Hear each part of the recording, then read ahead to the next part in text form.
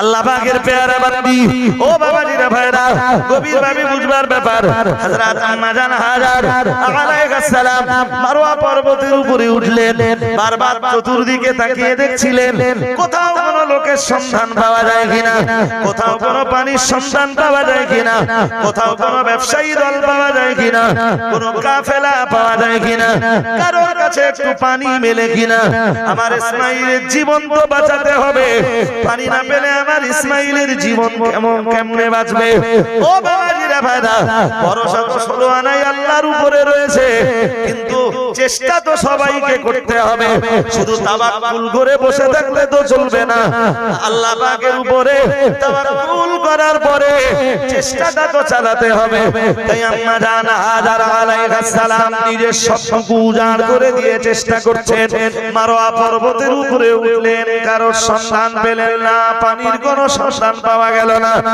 আবার আম্মা জান হাজার আলাইহিস সালাম ওখান থেকে সাফা পর্বতের উপরে এলেন, পানির সন্ধান করলেন, কোথাও তো কোনো পানির সন্ধান পাওয়া যায় না। হযরত আম্মা জান হাজার আলাইহিস সালাম আবার সাফা থেকে নেমে মারওয়ার দিকে দৌড় দিলেন। বেশ কিছুটা আসবার পরে সৌদি গভর্নমেন্ট ওখানে সবুজ আলো দিয়ে রেখেছে। ও বাবাজিরা ভাইরা, ওই জায়গায় দাঁড়িয়ে ওখান থেকে সরাসরি বাম দিকে তাকালে, তার মানে হাজিরা যখন সাফা পর্বত থেকে মারওয়ার দিকে যাবে, এই সবুজ মাটির কাছে এসে বাম দিকে তাকালে সোজাসুজি আল্লাহর কাবা দেখা যায়, মাতার দেখা যায়। তার মানে আম্মা জান হাজার আলাইহিস সালাম হযরত ইসমাঈল আলাইহিস সালামের দিকে তাকাচ্ছিলেন, আমার ইসমাঈল কেমন আছে। আর যখন দেখছিলেন পিপাসায় ওষ্ঠাগত হয়ে নবী ইসমাঈল, তার বেটা ইসমাঈল পা দুটো দাপাদাপি করছিলেন। ও বাবাজিরা ভাইরা, আম্মা হাজারের গতিটা একটু বেড়ে যাচ্ছিল। আমার আল্লাহর কাছে আম্মা হাজারের ওই আমলটা তুই পছন্দ হলো। তামাম দুনিয়ার হুজ্জাজে কেরাম যারা হজ করতে যাবেন, ওই সবুজ বাতির কাছে এসে তাদেরকে আল্লাহর কাবার দিকে বাম দিকে তাকাতে হবে। আর ওই সবুজ বাতির কাছে এসে নিজের গতিটা আম্মা হাজারের মতো বাড়াতে হবে। তামাম দুনিয়ার হুজ্জাজে কেরামের আমলের ভিতরে মহান আল্লাহ ওটা ঢুকিয়ে দিলেন। ঠিক মারওয়া থেকে যখন সাফায় আসছিলেন, এসে ওই সবুজ বাতির কাছে এসে, এখন সবুজ বাতি লাগানো আছে ওখানে, হাজিরা দেখলে বুঝতে হবে যে এই জায়গাটা আমার একটু হালকা দৌড়াতে হবে। এখানে আম্মা হাজার একটু হালকা দৌড়েছিলেন, জি, তাই হাজিরা ওখানে গতিটা একটু হ্যাঁ বাড়িয়ে দেয়। আর মারওয়া থেকে যখন সাফায় আসে গতি বাড়ায় আর ডান দিকে তাকায়। আগে যখন সাফা থেকে মারওয়ায় যাচ্ছিলেন, বাম দিকে তাকালে ইসমাঈলকে দেখা যাচ্ছিল, এবার বাম দিকে তাকালে আর দেখা যাবে? কথা বলেন, এবার উল্টে গেছে তো রাস্তা, গতি যখন উল্টে গেছে, তাহলে এবার ডান দিকে তাকাচ্ছেন, মাহাজার ইসমাঈলকে দেখা যাচ্ছে। এইভাবে 7 চক্কর দিলেন। 7 চক্করের পরে আল্লাহ দয়াময়, দয়া পরবশ হয়ে বিশ্ববাসীর জন্য এক কূপ উপহার দিলেন, যে কূপের নাম হাজিরিনে মাজলিস মনে রাখুন। আজ আমি লম্বা করব না, বলতে বলতে অনেক দূর বলে ফেলেছি, শুধু বিষয়টা এবার বুঝিয়ে দিতে চাইছি। আল্লাহ পাকের নবী ইব্রাহিম আলাইহিস সালাম রাজমিস্ত্রি হয়ে যখন কাবা শরীফের দেওয়াল উঁচু করছিলেন, ও বাবাজিরা ভাইরা, মহান আল্লাহ বললেন ওই পাথরটার উপরে তুমি দাঁড়িয়ে যাও, তোমার যতটা উঁচু হওয়া লাগবে পাথরটা এমনি এমনি ততটা উঁচু হয়ে যাবে। তোমার যখন নেমে আসার প্রয়োজন হবে, ওই পাথরটা তখন নিচে নেমে যাবে। কাবা ঘরকে সংস্কারের দায়িত্ব দিয়েছেন আল্লাহ ইব্রাহিম আর ইসমাঈলকে। মনে আছে? বলছিলাম ইব্রাহিম আর মূল দায়িত্ব দিয়েছেন ইব্রাহিম নবীকে, আর ইব্রাহিম নবী ইসমাঈলকে ডেকে বলছেন, বেটা ইসমাঈল, কাবা কাবা আল্লাহর ঘর, এই আল্লাহর ঘর সংস্কারের দায়িত্ব পালন করলে আল্লাহর অনেক রহমত পাওয়া যাবে। বেটা আমি না মনে করছিলাম যে আল্লাহর এই রহমতের ভাগ না আমরা অন্য কাউকে আর দেব না, সুবহানাল্লাহ। আর একটু মন খুলে, আচ্ছা কেউ হাত তুলে এখানে বলবেন বাপ বেটায় কোনোদিন এরকম আলোচনা হয়েছে যে আল্লাহর এই রহমতটার ভাগ আমরা অন্য লোকেরা দেব না, আমরা বাপ বেটা মিলে ভাগ করলে? কোন বাবা আছেন ছেলের সাথে কখনো এরকম আলোচনা হয়েছে যে এই রহমতটার ভাগ আর আমরা অন্য লোকের দেব না, বাপ বেটা ভাগ করলে? ব্যবসার পার্টনার তুই আর আমি, এতে লোকেরা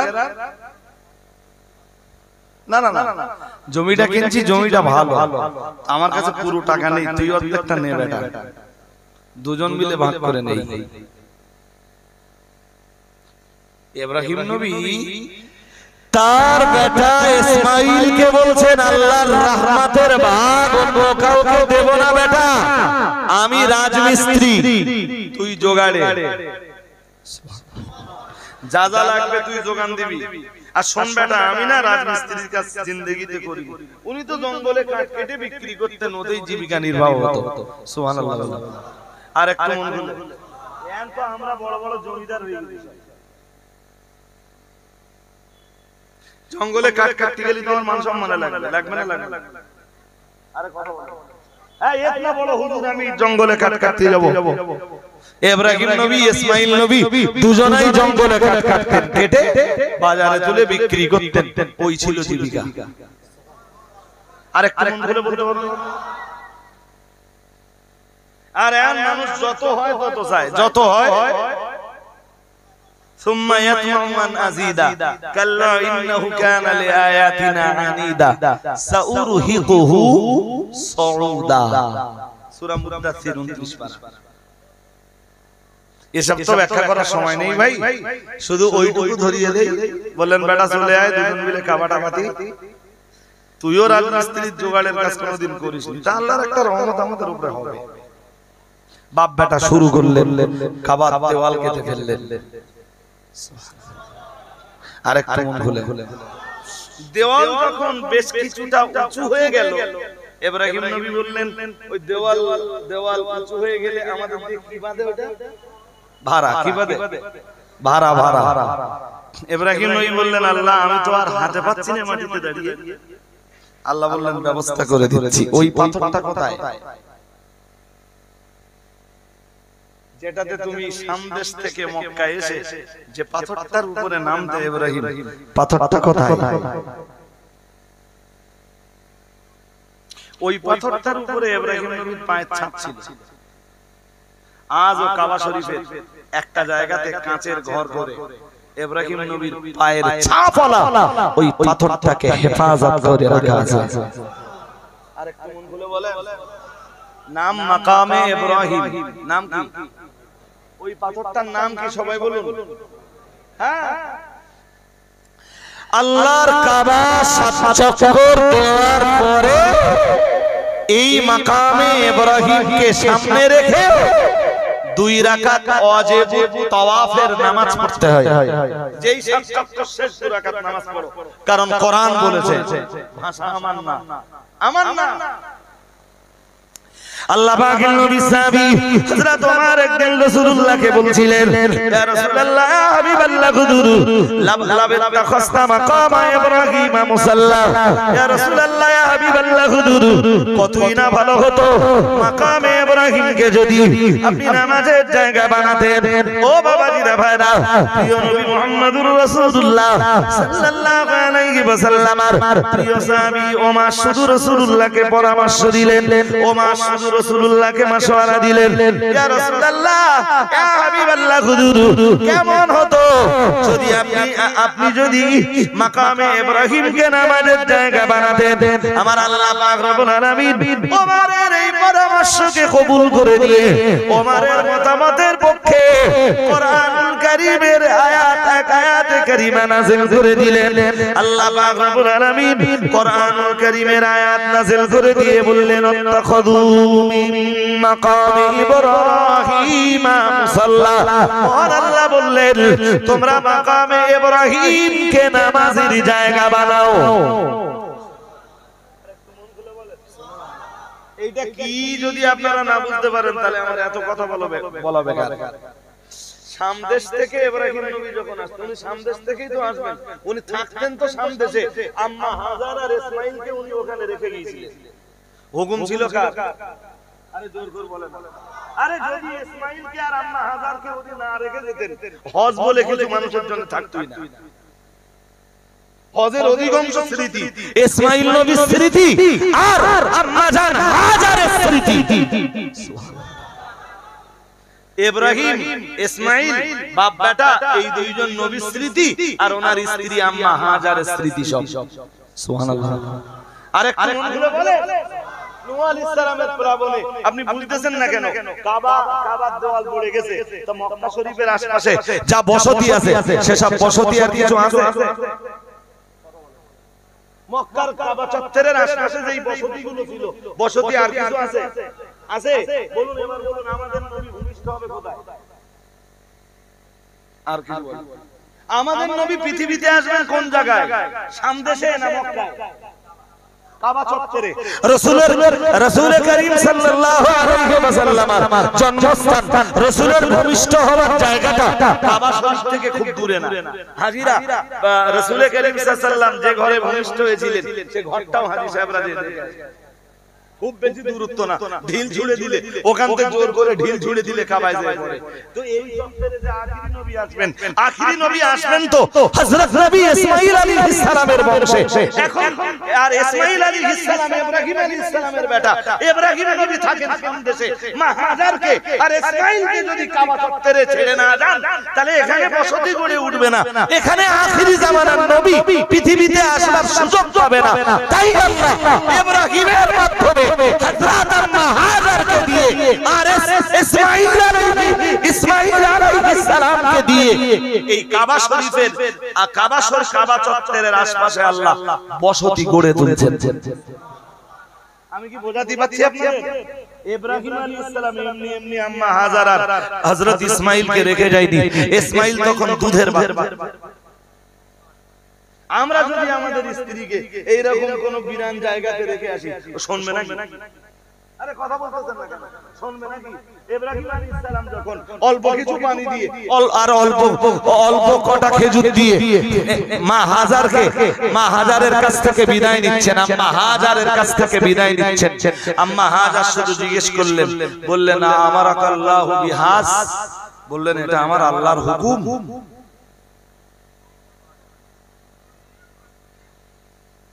আল্লাহ পাকের বান্দি আম্মা জান হাজার আলাইহিস সালাম শুধু জিজ্ঞেস করলেন আমারাকাল্লাহু বিহাদা, এটা কি আমার আল্লাহর হুকুম? ও বাবাজিরা ভাইরা, ইব্রাহিম আলাইহিস সালাম বললেন কালা বালা, ইয়েস এটা আমার আল্লাহর হুকুম। আরে কোন গুলো বল? আম্মা হাজার বললেন যান চলে যান, দাঁড়াবেন না, চলে যান, হুকুম যার, হেফাজতের দায়িত্বটাও তার। আর একটু মন খুলে বলতে পারেন না? 3 দিন বাড়ি বাজার না করে দে, দেখেন দিন দেখি বউ কেরাম শুনে কিছু বলেন না, কেরাম ভালো মানুষ বোঝা যাবে। আপনারা তো সাধারণ মানুষ, হুজুরগা বউরাও খাস খাস করে। ইব্রাহিম নবী আম্মা হাজার আর দুধের বাচ্চা ইসমাঈলকে রেখে যাচ্ছেন। আম্মা হাজার জিজ্ঞেস করছেন আমারাকাল্লাহ, বুখারী শরীফের হাদিসে আসছে, দাও বুখারীতে, সহিহ বুখারীর কিতাবুল আম্বিয়া, আমারাকাল্লাহু বিহাদ। ইব্রাহিম নবী বললেন বালা, ইয়েস হাজার। আপনারা যেটাকে হাজারা বলেন কি বলেন? বুখারী শরীফে হাজারা নাম আসেনি, হাজার কি নাম এসেছে? তো যেমনটা এসেছে তেমনটা বলেছি। জি আম্মা হাজার বললেন চলে যান, দেরি ডু নট ডিলে, চলে যান। বললেন আল্লাহ যাতে রাজি, আল্লাহর বন্ধু যাতে রাজি, আল্লাহর বন্ধুর স্ত্রী, আল্লাহর বান্দি হাজারও তাতে রাজি হয়ে গেল। Do not delay.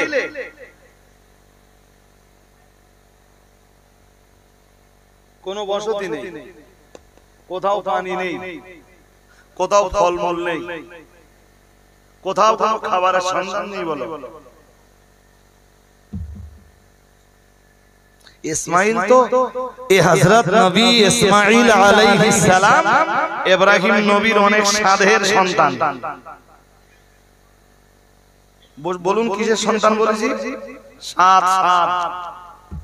সাধের সন্তান। বহু দোয়া দানি করার পরে আল্লাহ ইসমাইলকে দিয়েছেন। ইসমাইল তো ইব্রাহিম নবীর বৃদ্ধ বয়সের সন্তান, আর সেই সন্তানকে রেখে যাচ্ছেন কেউ নেই, নো লোকালিটি, কোন লোকালিটি নেই। এরপরেও একমাত্র ভরসা কার উপর? জোর করে বলেন, ভরসা আঙ্গা আছে? ভরসা ছিল বলেই মুসলিম টিকিট কাটতেছে, মুসলিম ভরসা আছে বলেই মুসলমানের বাচ্চা জুয়া খেলছে। ইব্রাহিম নবী চলে যাচ্ছেন, আর আসবেন না বলো দেখতে? জি, কোরআন বলেছে, আমার লম্বা বলার সময় নেই। কোরআন শরীফের 13 পারায় একটা সূরা আছে, সূরাটার নাম সূরা ইব্রাহিম। নাম কি সূরা? ওই সূরা একটুখানি আপনাদের সাথে ধরিয়ে দিচ্ছি আপনাদের কাছে, লম্বা করে তো বলার সময় অবকাশ কোনোটা নেই। ওই সূরা 35, 36, 37, 38, 39, 40 এবং 41। 35 থেকে 41।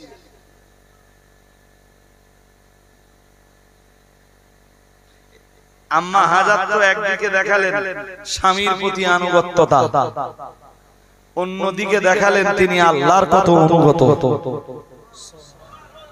আর একটু মন খুলে বলো, আমাদের মেয়েদের স্বামীর প্রতিও আনুগত্যতা নেই, আর জি আল্লাহর যে ইতাআত সেটাও আমাদের ঘরের মেয়েদের নেই।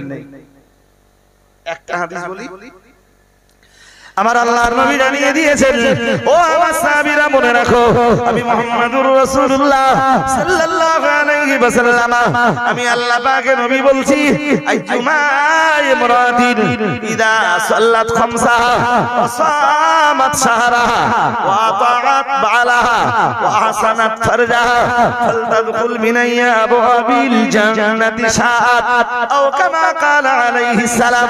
দয়ার নবী মুহাম্মাদুর রাসূলুল্লাহ সাল্লাল্লাহু আলাইহি ওয়াসাল্লাম জানিয়েছেন, কোন নারী যদি চারটি জিনিস, চারটি কাজ করতে পারে, নবী আমার 1 নম্বরে জানিয়েছেন, ইদা সাল্লাত খামসা, কোন নারী যদি 5 ওয়াক্ত নামাজ আদায় করতে পারে, 5 বারের সালাত আদায় করতে পারে, নবী আমার আবার জানিয়েছেন, ওই নারীর ভিতরে যদি ওয়াসামাত শাহরাহা, মাহে রমজানের 1 মাস রোজা রাখার গুণটাও পাওয়া যায়, যে নারীর ভিতরে নামাজের গুণ পাওয়া যায়, ওই নারীর ভিতরে 2 নম্বরে যদি রোজা রাখবার গুণটাও পাওয়া যায়, নবী আমার আবার জানিয়েছেন, ওয়াতাত বালাহা, 3 নম্বরে নবীজি জানিয়েছেন, ওই নারীর ভিতরে যদি স্বামীর প্রতি আনুগত্যতা পাওয়া যায়, আল্লাহ পাকের নবী জানিয়েছেন, 4 নম্বরে জানিয়েছেন, ওয়া আহসানাত ফারজাহা, আল্লাহ পাকের নবী বললেন 4 নম্বরে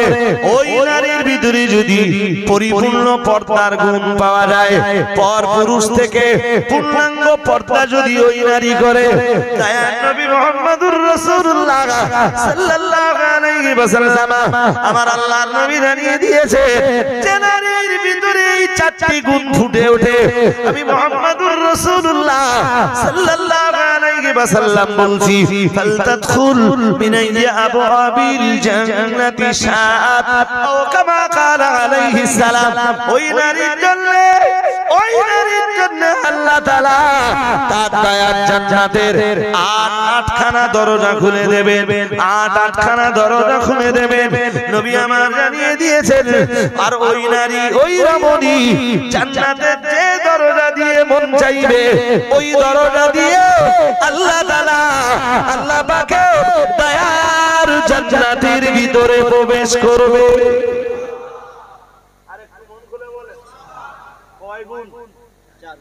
কয় গুণ? মা হাজারের দিকে তাকান, স্বামীর প্রতি আনুগত্যতাও আছে, আল্লাহর ইবাদতটাও আছে। আল্লাহর প্রতি পূর্ণাঙ্গ ভরসাটাও আছে। ইব্রাহিম নবী একটু দাঁড়াচ্ছিলেন, মা হাজার বললেন, হযরত দুনার দিলে চলে যান। বুখারী শরীফের বর্ণনায় এসেছে কি জানেন, একদম ঠিক এই শব্দটাই এসেছে, বললেন ইদাল্লা ইউদাইয়ুনা। উস, এই বাচ্চা দুটো তো বদমাইশি করলে, তোরা হঠাৎ চলে যাচ্ছে কেন বাবা? না সমস্যা কিছু বল, ওই বেটা সমস্যা কোনো পেশাব লাগেনি তো? ছাড় ছাড়। হযরত আম্মা হাজার বললেন, যান আপনি কাম ব্যাক করুন। ইদাল্লা ইউদাইয়ুনা, হুকুম যে আল্লাহ দিয়েছেন, জি সেই আল্লাহ কখনোই আমাদেরকে ধ্বংস করবেন না। একটু মন খুলে বলেন। ইব্রাহিম নবী বেরিয়ে পড়লেন। এবার আমার দিকে ভালো করে তাকাতে হবে। যখন বেরিয়ে যাচ্ছেন, এই আর চোখেও পিছনের দিকে তাকালেন না।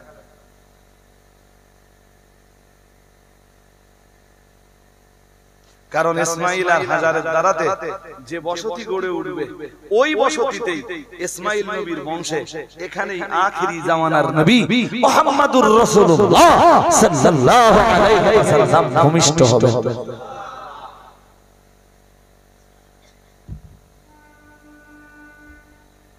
জি ব্যাখ্যা সব কোন জায়গায় থাক। ওই যে আয়াত বার করেছিলাম, বলছিলাম 35, 36, 37 সূরা ইব্রাহিমের। এবার এক আয়াত শুনে নেন। আমি 36 নম্বর আয়াতটা শুধু আপনাদের একটুখানি শোনাচ্ছি। 37 নম্বর আয়াতটা শোনাচ্ছি। কি চ্যাম্পিয়ন আয়াত! ইব্রাহিম নবী একবারও পিছনের দিকে ফিরে তাকালেন না যে আমার ইসমাঈল কেমন আছে, হাজার কিছু বলছে কিনা, কিচ্ছু না। একটা পাহাড়ের টার্নিং নিলেন। মক্কা শরীফে গেলে বুঝবেন পাহাড় আর পাহাড়। এখন তো পাহাড় কেটে ঘর বাড়ি বানিয়ে ফেলেছে, এখন তো পাহাড় কেটে রাস্তা বানিয়েছে। তাই যা পাহাড় দেখবেন চোখ মোটা মোটা হয়ে যাবে যে এত পাহাড়। আল্লাহ বলেন ওয়াল জিবালা আওতাদা, পাহাড়গুলো মেরে, পাহাড়গুলো বানিয়ে আমি আল্লাহ এই জমিনের উপরে পেরেক পুঁতে দিয়েছি যাতে জমিন নড়াচড়া না করতে পারে। আরেকটা মন খুলে হাজিরিনে মজলিস, ব্যাখ্যা লম্বা করে দেওয়ার সময় আমার নেই। একটা টার্নিং নিলেন, নিয়ে আল্লাহর কাছে হাত তুললেন। এতক্ষণ কাঁদেননি, এতক্ষণ চোখের পানি ফেলেননি। নিজের স্ত্রীকে রেখে যাচ্ছেন, নিজের বেটাকে রেখে যাচ্ছেন, এখনো চোখের পানি ফেলেননি। ইব্রাহিম নবী টার্নিংটা পেরিয়ে হাত তুললেন, হাত তুলে বললেন রব্বানা ইন্নী আসকানতু মিন যুররিয়্যাতি বিওয়াদিন গায়রি যী সারইন ইনদা বাইতিকাল মুহাররাম। কাবা শরীফের যতগুলো নাম আছে তার ভিতরের কাবার আরেকটা নাম হলো বাইতুল মুহাররাম।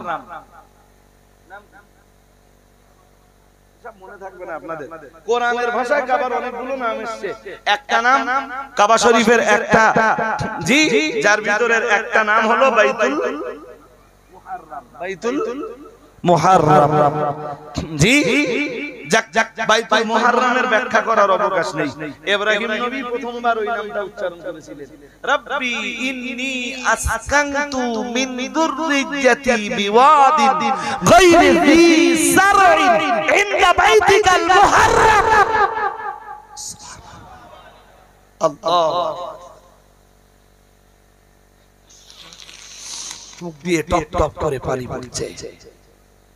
বললেন আল্লাহ এমন এক জায়গাতে আমার বেটা ইসমাঈল আর আমার বিবি হাজারকে ছেড়ে যাচ্ছি, গায়রি যী সারইন, যেখানে কোনো ফল নেই, শাকসবজি নেই,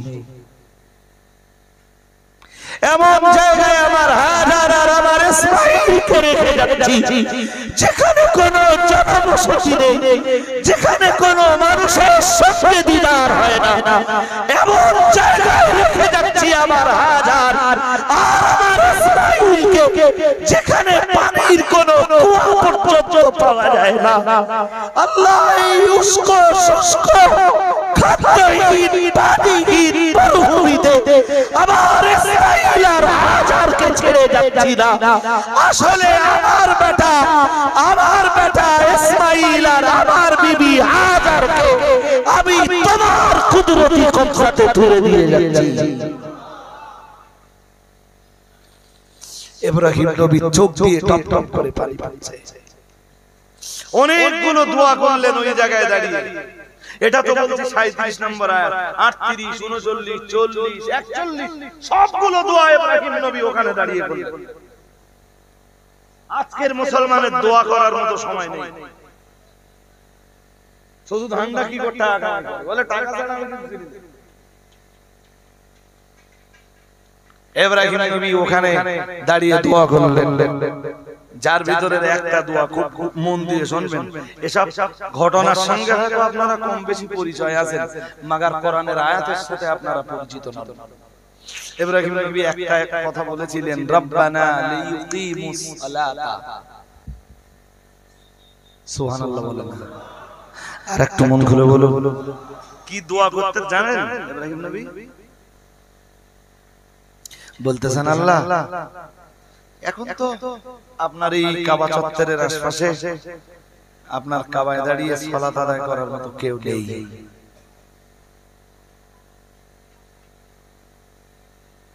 আল্লাহ, আমি আমার বেটা ইসমাঈল আর আমার বিবি হাজারকে এজন্য রেখে গেলাম, ওরা জানো এখানে একদিন সালাত কায়েম করতে পারে। কি কায়েম করতে পারে বলেন? আজ হাজিরা যে দেখছে সারা বিশ্বের মানুষ, ও রহমতের মানুষ সবাই সালাত আদায় করছে। এটাই ছিল ইব্রাহিম নবীর দোয়া, আমার ইসমাঈল আর আমার বিবি হাজারকে এখানে রেখে যাচ্ছি, ওরা যেন तमाम বিশ্ববাসীকে সঙ্গে দিয়ে এখানে সালাত প্রতিষ্ঠা করতে পারে। আর এই সালাতের ধারাবাহিকতা, এই নামাজের ধারাবাহিকতা যেন কিয়ামত পর্যন্ত পৃথিবীতে বহাল থাকে।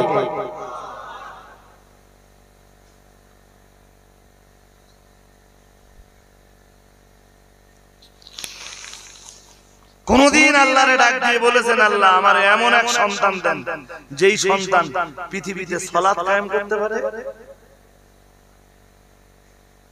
কথা বলে না, আমার এসব ওদের কি দাম?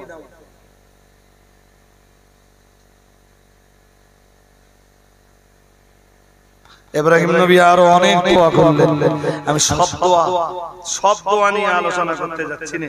সূরা ইব্রাহিমের এই 35, 36, 37, 38, 39, 40, 41 এতগুলো আয়াতের নিয়ে কোন মজলিসে যদি ওয়াজ করি আলাদা হবে, বিষয়টা সেদিন আলাদা করে বোঝাবো।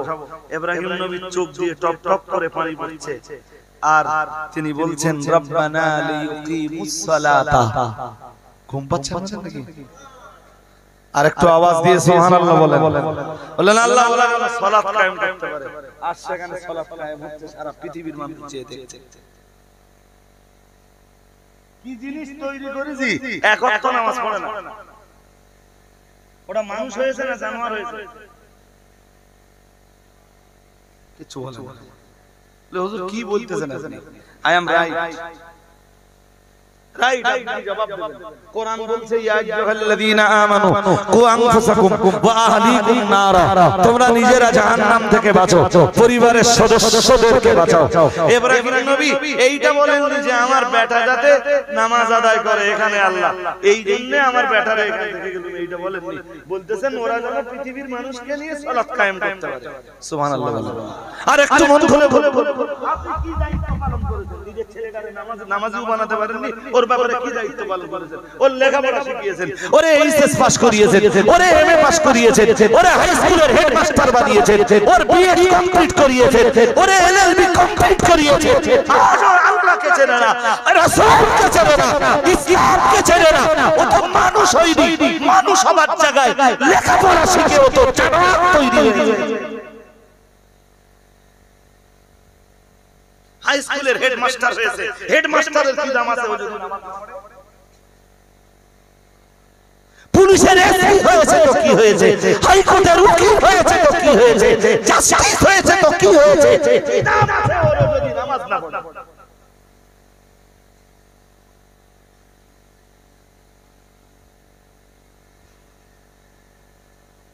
বলুন কি বলছিল? আল্লাহ বলতেছেন মুসলিম না হয়ে মরো না। মনে আছে আপনাদের? আরে হ্যাঁ না বলবেন তো? না ভুলে গেছে? কথা খুব সহজে রজওয়ালি সাহেব বলেন। কোরআন বলছে মুসলিম না হয়ে, আর মুসলিম হওয়ার জন্য যে কটা শর্ত আছে তার দ্বিতীয় শর্তই হলো সালাত।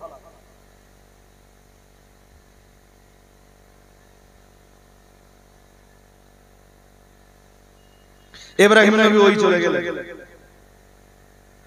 চলে গেলেন, আর হযরত আম্মা হাজারের কাছে যে পানি ছিল আর যে খেজুর ছিল, সে খেজুরও শেষ, পানিও উপায়। মাহাজারও পিপাসার্থ, হযরত ইসমাঈলও পিপাসার্থ। এত পিপাসার্থ, শিশু ইসমাইলের জন্য পানি জোগাড় না করতে পারলে আম্মা হাজার আশঙ্কা করছেন আমার দুধের বাচ্চা ইসমাইল মারা যেতে পারে। যে গরু দুধ দেয় ওর যদি খাওয়া না হয় ওর দুধ পরের দিন কমে যাবে। তো ইসমাইল মায়ের দুধ পান করে, মায়ের দেহে যদি খাবার পানি না পড়ে তা দেহ থেকে আর দুধ বার হবে? আম্মা হাজারের শরীরেও দুধ নেই, ইসমাইল খাবে এর উপায় কি? আম্মা হাজার সব দরজা বন্ধ দেখে ঠিক হাজিরা যে জায়গাটা তপ করছে, মাতাব যেটাকে বলে আরবিতে, মাতাব তপ করার জায়গা, কাবার চতুর্দিকে তপ করে না, ওই মাতাবের নিচে জমজম, ওখানে ইসমাইলকে রেখে পানির সন্ধানে বেরিয়ে গেল। সাফা পর্বতের উপরে উঠলেন। কোরআন বলছে কি চ্যাম্পিয়ন করে আল্লাহ পাকের কোরআন জানিয়েছে, মহান আল্লাহ ইরশাদ করেছেন, ইন্নাস সাফা ওয়াল মারওয়াতা মিন শাআইরিল্লাহ ফামান হাজ্জাল বাইতা বি'তামারা ফালা জুনাহা আলাইহি আন ইয়াতাওয়াফা বিহিমা। মহান আল্লাহ জানিয়েছেন, আল্লাহ পাকের কোরআন জানিয়েছে, ইন্নাস সাফা ওয়াল মারওয়াতা মিন শাআইরিল্লাহ। মহান আল্লাহ জানিয়েছেন, নিশ্চয়ই সাফা আর মারওয়া আল্লাহর বহু নিদর্শনাবলীর ভিতরে দুইটা নিদর্শন। আরেকটু মন খুলে বলে, ওই সাফা মারওয়ার কথা আজকে কোরআনে আসতো না যদি আম্মা হাজার জি ইসমাইলের পানি পান করানোর জন্য পানির সন্ধানে সাফা পর্বতে যেয়ে না উঠতেন। হাজিরা যখন এই হজ করতে যায়, 7 চক্কর কাবা শরীফ তওয়াফ করে হযরত ইব্রাহিম আলাইহিস সালামের পদচিহ্ন যুক্ত এই পাথরটা যেখানে রাখা আছে, মাকামে ইব্রাহিমের পিছে 2 রাকাত নামাজ পড়ে এবার সাফা মারওয়া সাই করতে হয়। কি করতে হয় বলুন? সাফা মারওয়া কি করতে হয়? সাই করতে হয়, সাই। হ্যাঁ, ওরা বলে সাই। কি বলে আরবি ভাষা কি বলে? একবার সাফা থেকে মারো আর একবার মারওয়া থেকে সাফা, 7 বার। কষ্ট হবে না? কথা বলে এই আমার জামা ভিজে গেছে, কথা ভিজে গেছে তো এখন ওর ভিতরে সৌদি গভর্নমেন্ট এসির ব্যবস্থা করে দিয়েছে। এরপরও হাজি 7 চক্কর মারলি জামা ভিজে যাবে, এর চেয়ে বেশি বেশি।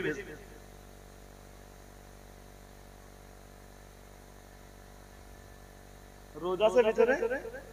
নেই। এখন আর রোদ ভিতরে, রৌদ্র যেটাকে বলেন আপনারা ভালো বাংলায়, রৌদ্র নেই জি, এসি চলছে। এই ব্যারেল পানি মজুদ করে রাখা, কোনটায় লেখা আছে কোল্ড, কোনটায় লেখা আছে নরমাল। আপনার যেটা ইচ্ছা সেটা ঢেলে খান। একটু ঠান্ডা খাবেন, কোল্ডে যান।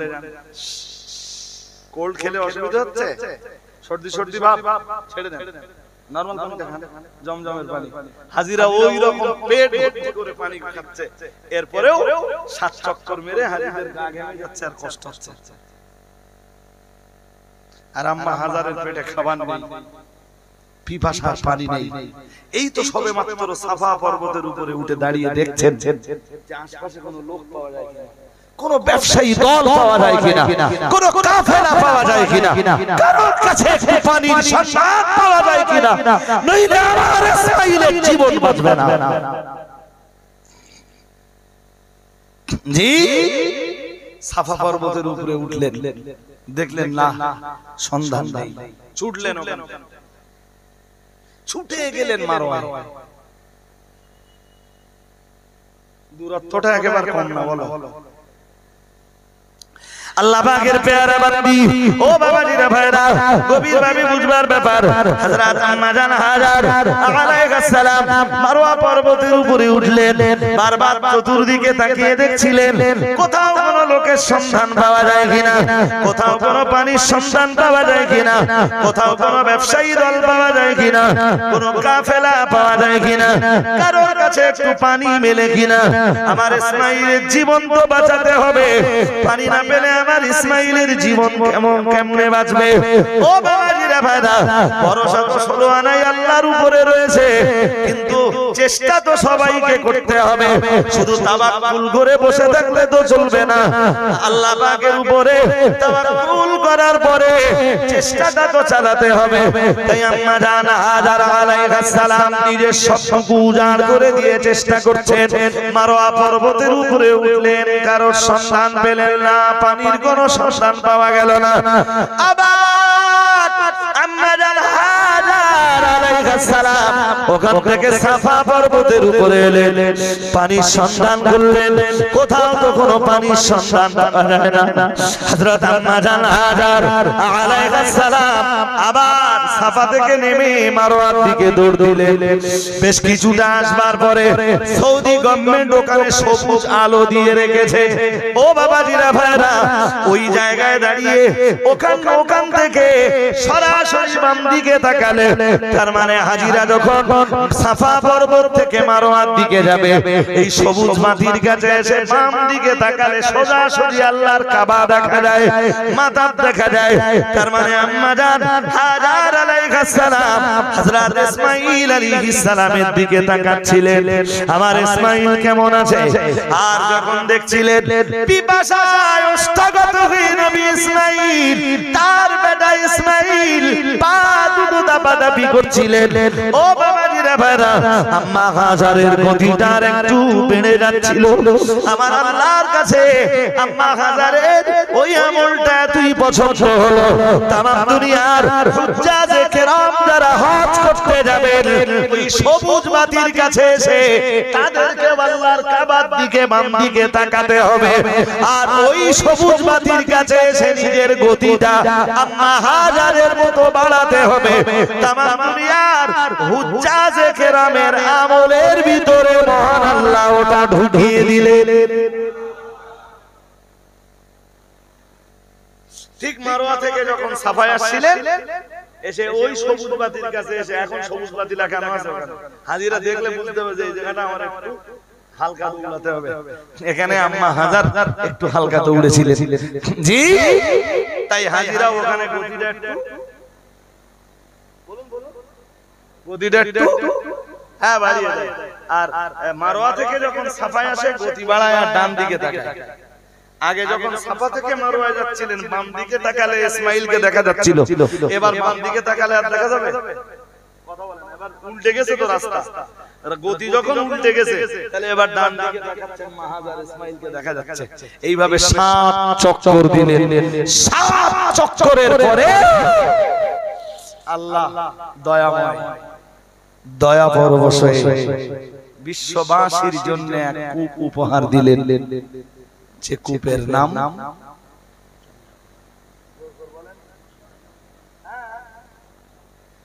দুই বর্ণনায় এসেছে, যদিও এক বর্ণনায় বলা হয়েছে ইসমাঈল আলাইহিস সালাম এই যে পা দাপাদাপি করছিলেন না, ইসমাঈল আলাইহিস সালামের এই পায়ের যে গোড়ালির আঘাত, ওখান থেকে ফেটে পানি বার হতে লাগলো। আর এক বর্ণনা আছে জিবরাইল এসে, আল্লাহ জিবরিলকে পাঠালেন, জিবরিল এসে জমিনে আঘাত করলেন, পানি বার হলো। আরে জিবরাইলের এই ডানার আওয়াজটা আম্মা হাজারের কানে চলে গেল। আম্মা হাজার ফিরে দিয়ে দেখলেন যে পানি বার হচ্ছে, পানির ফোয়ারা, আর সেই পানি চতুর্দিক গড়িয়ে যাচ্ছে। ব্যাস, উনি কিছু পাথর নিয়ে ঘিরে দিলেন, ওটাই পৃথিবীর ইতিহাসে জমজম, যার পানির বরকত বেহেশতি পানির চাইতেও বেশি। ওই সুবহানাল্লাহ বললেন কই? হ্যাঁ, হাজিরা হজ করে ফিরে এসে আপনাদের একটু দেয় তো খেলি। হ্যাঁ না বলো, বসে পান করেন না দাঁড়িয়ে? তাম ও পানির এত বরকত, তাম দুনিয়া সব পানি পান করতে হয় বসে। পানি পান করার সুন্নতি নিয়ম কি? বসে না দাঁড়িয়ে? ঠিক করে বলেন। বসে, দাঁড়িয়ে পানি পান করতে নবী নিষেধ করেছেন। এমন কি নবীজি এটাও বলেছেন, কেউ যদি তোমাদের ভিতরে দাঁড়িয়ে পানি পান করে ফেলে সে যেন বমি করে। কি করে? সে যেন বমি করে। ভাই ইতিহাস অনেক লম্বা, আমি আমি আমি বক্তব্যের প্রাসঙ্গিকতা বাড়লে হবে না, আমাকে তো গোটাতে হবে বিষয়গুলো। জি, পৃথিবীর ইতিহাসে ওটাই জমজম কূপ। হাদিসে এসেছে, হযরত আব্দুল্লাহ ইবনে আব্বাস বলেন, আতাইতু বিদালবিন মিম্মা ইজামজামা ফাশারিবা ওয়া হুয়া কায়িমুন, সরওয়ারে কায়নাত রাহমাতুল লিল আলামিনের কাছে আমি এক বালতি জমজম নিয়ে হাজির হলাম। কতটা? এক বালতি, দালবুন মানে বালতি, বিদালবিন মিম্মা ইজামজামা ফাশারিবা ওয়া হুয়া কায়িমুন। আল্লাহ রাসূলকে দেখলাম, রাসূল সেটা দাঁড়িয়ে পান করলেন। সব পানি বসে পান করা সুন্নাত, জমজমের পানি দাঁড়িয়ে পান করা ওর বরকতের কারণে। এই হাজি যারা যায় এদের ভিতরে কিছু থাকে না অসুস্থ, কথা বলে দুর্বল, ভালো চলতে পারে না, ও সব জমজমের পানি পান করলে যে সাঙ্গা হয়ে যায়। সে দুর্বল আর দুর্বল থাকে না, রোগাক্রান্ত আর রোগাক্রান্ত, নার্ভের রোগে যারা ভোগে ওদের নার্ভ ভালো হয়ে যায়। সুবহানাল্লাহ বলুন, সুবহানাল্লাহ। জি, আম্মা হাজার অনেক ত্যাগ তিতিক্ষা করেছেন, যার ফলে আল্লাহ জমজম কূপটা বিশ্ববাসীর উপহার হিসেবে দিয়েছেন। তুমি আল্লাহকে কিছু দিলে পরে আল্লাহ তোমার জন্য কিছু। কি মুসলিম জাতির পাল্লায় পড়েছি যে আল্লাহর জন্য কিছু দেবে না, শুধু দেবে।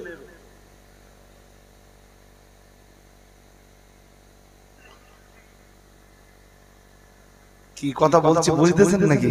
হ্যাঁ, এই যখন আমি জমজম কূপ যখন আল্লাহ বানিয়ে দিলেন, এরপরে ওই যারা ব্যবসা করতে যেত ওরা যখন কুয়ার সন্ধান পেল, ওরা এই কুয়াতে পানি নেওয়ার জন্য আসতো। ইসমাইল নবীকে কিছু পয়সা দিত, কখনো কখনো একটু খাবার দিত। এই কূপের মালিকানা বানিয়ে দিলেন আল্লাহ আম্মা হাজারকে। আরেকটু মন খুলে বলো, ওতেই আম্মা হাজার আর ইসমাইলের চলছে। ইব্রাহিম নবী আসতেন না তো দেখতে, হুকুম না হওয়া পর্যন্ত আসবেন না। হুকুম হলো, স্বপ্নে দেখলেন যে ইন্নী আরা ফিল মানামি আন্নী আসবাহুক ফানজুর মাযা তারা। আমাদের মন দিলে, মন ওদিকে দিলে হবে না, আমার হয়ে গেছে। জি, স্বপ্ন দেখলেন ইসমাইলকে জবাই করছেন। কাকে? কাকে? এবার হাজারের কাছে এলেন, এসে বললেন, হাজার ওরে দাওয়াতে নিয়ে যাব। কোথায়? কোথায়? কার দাওয়াত? কি দাওয়াত? আম্মা হাজার একবারও বললেন না, এইটা জিজ্ঞেস করলেন না, হুজুর এতদিন খোঁজ খবর নিলেন না, আর আজকে এসেই বেটারে দাওয়াতে নিয়ে যাবেন আর আপনার কাছে দেব, একবারও বললেন না। যত তার ভিতরে ছিল আল্লাহর ইতাআত, তত ছিল তার স্বামীর প্রতি আনুগত্যতা। আরেকটু মন খুলে বলো,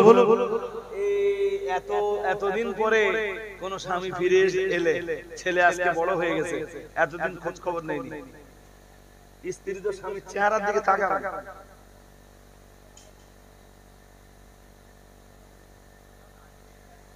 কবে ডিভোর্স দিয়ে অন্য জায়গায় বিয়ে করবে তা ঠিক আছে, এখন তো সব अवेलेबल ডিভোর্স দিচ্ছে। আরে হ্যাঁ না বলবেন তো? মেয়েরা ডিভোর্স দিচ্ছে না, মেয়েরা উল্টে তালাক দিচ্ছে। সে তালাক শরীয়ত সম্মত হোক না হোক ও দেখার দরকার নেই, ও তালাক দে, জি অন্য জায়গায় বিয়ে করে। কত মেয়ে আছে তালাক পর্যন্ত দিচ্ছে না, ওই অবস্থাতে বিয়ে করবে। তাহলে আমার দেখে না কেন? শরীয়তের পরোয়া করে না।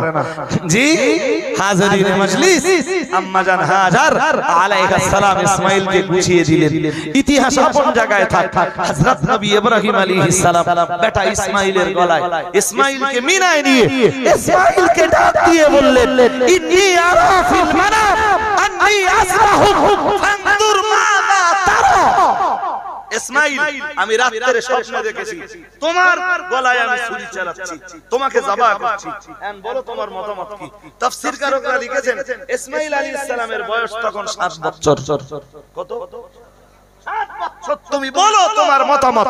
আল্লাহর নবী ইসমাঈল আলাইহিস সালাম এক বিন্দু বিসর্গ দেরি না করে বললেন, ইয়া বাতি ফাল মা তুমার। হে আমার মুহতারাম পিতা, হে আমার সম্মানীয় বাবা, আপনি তাই করুন। মা তুমার, আল্লাহ আপনাকে যা নির্দেশ দিয়েছেন, যেভাবে জবাই করতে বলেছেন ওইভাবেই আমাকে জবাহ করুন। সাতাজিদুনি ইনশাআল্লাহু মিনাস সাবিরিন। খুব তাড়াতাড়ি আপনি আমাকে ধৈর্যশীলদের অন্তর্গত দেখতে পাবেন।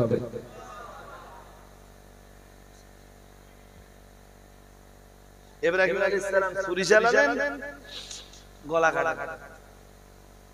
গলা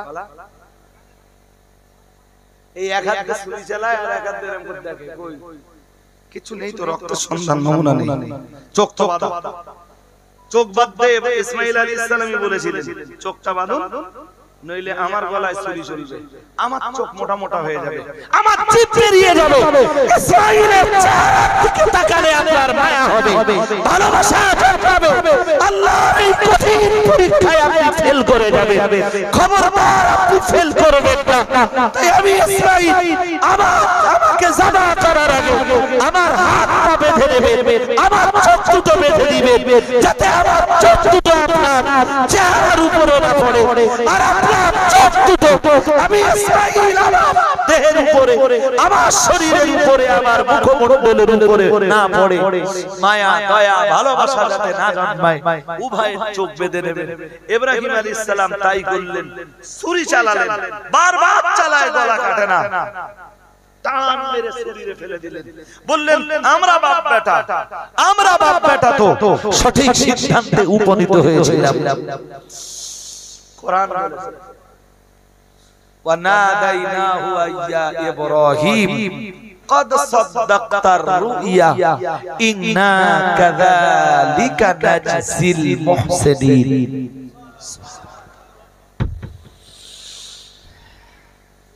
ছুরিকে ভৎসনা করছিলেন, ছুরি তুই এই পরীক্ষাতে পাস করতে দিবি না। ছুরির জবাব খুলে গেল। ছুরি বলল, ইব্রাহিম, আল্লাহর খলিল ইব্রাহিম, আপনি যার হুকুম পালন করছেন আমি তার হুকুম পালন করছি। আরেকটু মন করুন, যিনি আপনাকে ইসমাঈলের গলে ছুরি চালাতে বলেছেন তিনি আমাকে বারবার নিষেধ করে দিয়েছেন, ছুরি খবরদার ইসমাঈলের গলা কাটা তো দূরের কথা, ইসমাঈলের দেহের একটা পশম পর্যন্ত কাটবে না। আপনি যার হুকুম পালন করছেন আমি তার হুকুম পালন করছি। ব্যাস, এই যে বিশ্বজুড়ে কুরবানির প্রচলন সামনে আসতেছে না? আরে হ্যাঁ, কাসিদি ইব্রাহিম আর ইসমাঈল নবীর স্মৃতি। সুবহানাল্লাহ। আরেকটু মন খুলে, আমার ব্যাখ্যা করার সময় নেই। এরপরে যখন সময় হলো, ইসমাঈল আরেকটু বড় হলো, হযরত ইব্রাহিম নবীকে ডাক দিয়ে আল্লাহ বললেন, ইব্রাহিম কাবা ঘর কেটে ফেলো। কাবা ঘর কাটতে কাটতে কাবা অনেক উঁচু হয়ে গেল। কি দরকার মনে আছে নাকি? হ্যাঁ, সামদেশ থেকে এসে ইব্রাহিম নবী যে পাথরটার উপরে আম্মা হাজার যেখানে সেখানে কখনো নামতে দিতেন না। ইব্রাহিম নবী এলেই ওই পাথরটা পেতে দিতেন, আর উনি নদীর তীর থেকে ওই পাথরের উপরে নামতেন। সুবহানাল্লাহ বলবেন। আর একটু মন খুলে, ওই পাথরটাতে ইব্রাহিম নবীর পদচিহ্ন, ওই পাথরটার নাম মাকামে, ওর পিছনে নামাজ পড়া মনে আছে?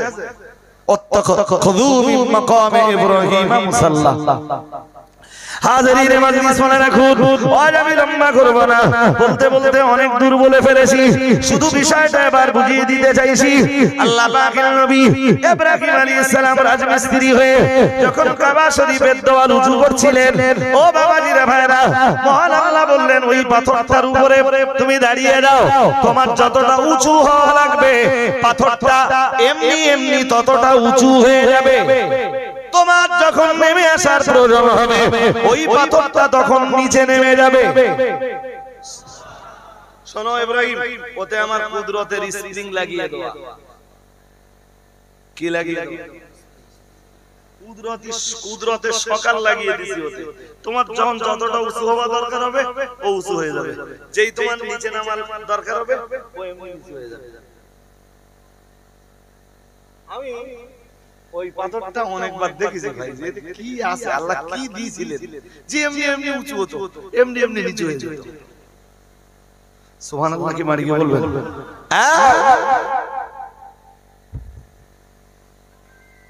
এত পছন্দ হলো, এত পছন্দ হলো আল্লাহর কাবা ঘর, কাবা ঘর কনস্ট্রাকশনের বাপ বেটার এই শ্রম পরিশ্রম আল্লাহ আল্লাহ কবুল করে নিলেন। শুধু কবুল করলেন না, কোরআন শরীফে আল্লাহ কোট করে দিলেন, ওয়াইদ ইয়ারফাউ ইব্রাহিমুল কওয়াইদা মিনাল বাইতি ওয়া ইসমাঈল রব্বানা তাকাব্বাল মিন্না ইন্নাকা আনতাস সামিউল আলিম। আরেকটু মন খুলে বলেন, আল্লাহ কোরআন শরীফে ওইটা একদম ইতিহাস বানিয়ে রেখে দিলেন। আল্লাহ বলেন ওয়াইদ ইয়ারফাউ ইব্রাহিমুল কওয়াইদা মিনাল বাইতি ওয়া ইসমাঈল, যখন ইব্রাহিম আর ইসমাঈল কাবা ঘরের দেওয়াল উঁচু করে তুলেছিল, কাজ কমপ্লিট হলো, বাপ বেটায় আমার কাছে হাত তুলে বলল রব্বানা তাকাব্বাল মিন্না ইন্নাকা আনতাস সামিউল আলিম। চারটি দোয়া করেছিলেন এই কাবা শরীফের দেওয়াল গাঁথার কাজ শেষ করার পরে, কাবা শরীফের সংস্কার করার কাজ শেষ করার পরে ইব্রাহিম নবী পরপর চারটি দোয়া করেছিলেন। কয়টা? সবগুলো আল্লাহ ওখানে বলতেছেন, ওই যে যেখান থেকে আয়াত পড়তেছি, ওয়াইদ ইয়ারফাউ ইব্রাহিমুল কওয়াইদা মিনাল বাইতি ওয়া ইসমাঈল রব্বানা তাকাব্বাল মিন্না ইন্নাকা আনতাস সামিউল আলিম। এরপরে দোয়া করতেছিলেন ইব্রাহিম আর ইসমাঈল। ইব্রাহিম নবী দোয়া করতেছিলেন আর ইসমাঈল নবী আমিন বলছিলেন। ইব্রাহিম নবী বলছিলেন রব্বানা ওয়াজআলনা মুসলিমাইন লাক। সুবহানাল্লাহ বলছিলেন, আল্লাহ আপনি আমাদের দুজনকে মুসলিম বানান। কই সুবহানাল্লাহ বলেছেন? কই আওয়াজ পাইনি। কোরআন শরীফের আয়াত শুরুতে কি পড়েছিল মনে আছে?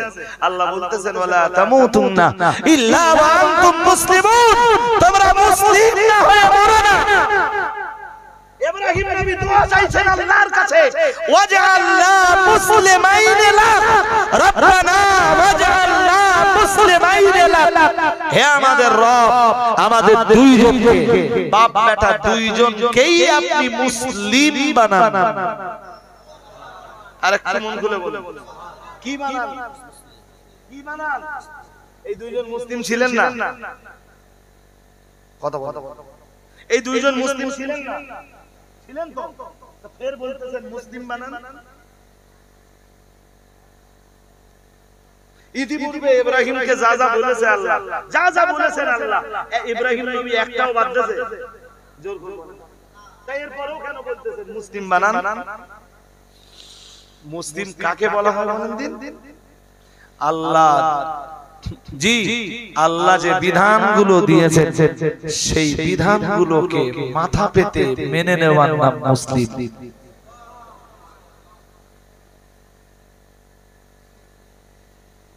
আল্লাহর বিধান মাথা পেতে মেনে নেওয়ার নাম। আল্লাহ আপনি মানা করেছেন সুদ খাওয়া যাবে না, বাদ দিলাম। ঘুষ খাওয়া যাবে না, বাদ দিলুম। মদ খাওয়া যাবে না, বাদ দিলুম। জুয়া খেলা যাবে না, বাদ দিলুম। 5 ওয়াক্ত নামাজ পড়তে হবে, মেনে নিলাম। মাহে রমজানের 1 মাস রোজা রাখতে হবে, মেনে নিলাম। মাল থাকলে যাকাত দিতে হবে, মেনে নিলাম। আল্লাহ সামর্থ্য থাকলে হজও করতে হবে, মেনে নিলাম। বাবা মায়ের প্রতি সদাচরণ করতে হবে, মেনে নিলাম। ভাই বোন কারো শরীক নষ্ট করা যাবে না, পাওনাদারের ন্যায্য পাওনাকে কি নষ্ট করা যাবে না। আল্লাহ মেনে নিলাম, গরিব মিসকিনকে কিছু দিতে হবে, মেনে নিলাম। আপনার तमाम বিধানের কাছে আত্মসমর্পণ করলাম। পৃথিবীর যে মানুষগুলো আল্লাহর বিধানের কাছে আত্মসমর্পণ করতে পারে তারাই মুসলিম নামের উপযুক্ত। আমি কি বোঝাতে পারছি আপনাদের? ওয়াজ হয়ে গেছে, আমি আর ওয়াজ করব না আজকে। কি নামের উপযুক্ত বলেন? যারা বিধান মেনে নেয়। কি মেনে নেয়? কি মেনে নেয়? ইব্রাহিম আর ইসমাঈল বলছেন একদম শেষ কথা, রব্বানা ওয়াজআলনা মুসলিমাইন লাক, আল্লাহ আপনি আমাদের দুইজনকে মুসলিম বানান, এমন এক মুসলিম বানান আপনি যখন যে মুহূর্তে যে বিধান আমাদের উপর দিবেন আমরা যেন সঙ্গে সঙ্গে তখন আপনার সেই বিধানের কাছে আত্মসমর্পণ করতে পারি। কথা কি ভুলে গেল? মুসলিমের পাল্লায় পড়েছি। মুসলিম নামাজ নেই, মুসলিম রোজা নেই, মুসলিম যাকাত নেই, মুসলিম হজ নেই, মুসলিম মদ খায়, মুসলিম জিনা করে, মুসলিম দোট ঠেলে বেড়ায়, মুসলিম নারী শ্লীলতাহানি ঘটায়, জি অশ্লীলতাকে প্রশ্রয় দেয়, মুসলিম নারীবাজি করে বেড়ায়, মুসলিম সোনাগাছির মতো নোংরা জায়গার সাথে সম্পর্ক রাখে, মুসলিম মদের আসরে, মুসলিম মুসলিম নারীবাদীর আসরে, মুসলিম দাসের আসরে, মুসলিম জি মিথ্যা কথা বলে, মুসলিম চিটিংবাজি করে, মুসলিম ধোঁকা দেয়, মুসলিম আল্লাহর বিধানের কাছে আত্মসমর্পণ করে না।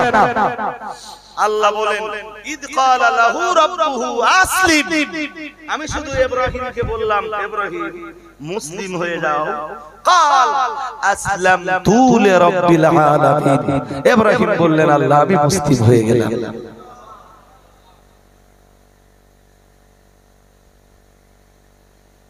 আমার এতটা কথা শোনার পরে এবার আপনাদের কাছে ফয়সালা নেব। তাহলে মুসলিম হতে গেলে কিছু করতে হয় না, না করে মুসলিম হওয়া যায়? মুসলিম এমনি এমনি হওয়া যায় না, আল্লাহর বিধানের কাছে আত্মসমর্পণ করলে হওয়া যায়। জোর করে বলুন। ব্যাস ব্যাস মাটনিয়া হন, মাটনিয়ার মানুষ হন, অনন্তপুরের মানুষ হন, বাগন্ডির মানুষ হন, গোটরার মানুষ হন, যিনি যে গ্রাম থেকেই এসে থাকুন, সবার কাছে অনুরোধ আপনি আল্লাহর বিধানের কাছে নিজেকে সঁপে দেন। আল্লাহ আপনি এটা মানা করেছেন, করব না, এটা করতে বলেছেন, করব। আল্লাহ আমাদের সকলকে সুমতি আর সবুজ দান করুন, বলুন আমিন।